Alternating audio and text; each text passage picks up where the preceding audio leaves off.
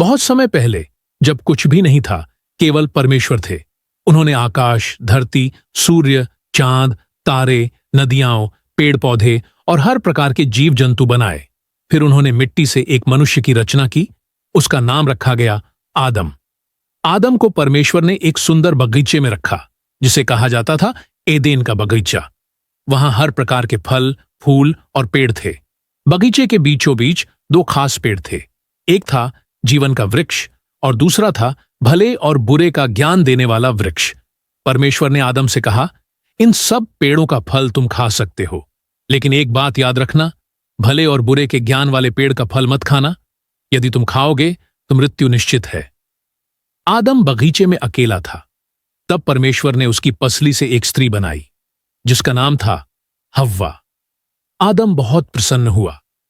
अब वे दोनों साथ रहते, बगीचे की देखभाल करते और परमेश्वर के साथ चलते फिरते। वे मासूम थे और उन्हें अपने शरीर का कोई संकोच नहीं था। एक दिन एक चालाक सांप हव्वा के पास आया। उसने कहा, क्या सच में परमेश्वर ने कहा है कि इस पेड़ का फल मत खाना? हव्वा ने जवाब दिया, हां, अगर हम खाएंगे तो मर जाएंगे। सांप ने कहा, नहीं, तुम नहीं मरोगी, बल्कि तुम्हारी आंखें खुल जाएंगी और तुम परमेश्वर जैसी बन जाओगी। हव्वा को फल अच्छा लगा। उसने खा लिया और आदम को भी दिया। जैसे ही उन्होंने खाया, उनकी मासूमियत चली गई। उन्हें अपनी नग्नता का पता चला और उन्होंने अंजीर के पत्तों से शरीर ढक लिया। जब परमेश्वर बगीचे में आए, आदम और हव्वा डर के मारे छिप गए। परमेश्वर ने पूछा, तुमने क्या किया? आदम ने हव्वा को दोष दिया और हव्वा ने सांप को। परमेश्वर दुखी हुए।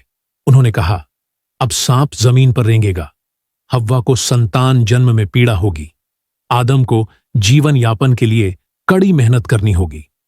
इसके बाद परमेश्वर ने उन्हें एदेन से बाहर भेज दिया, मगर अपने प्रेम में उन्होंने उन्हें कपड़े पहनाए और उन्हें ढंक दिया।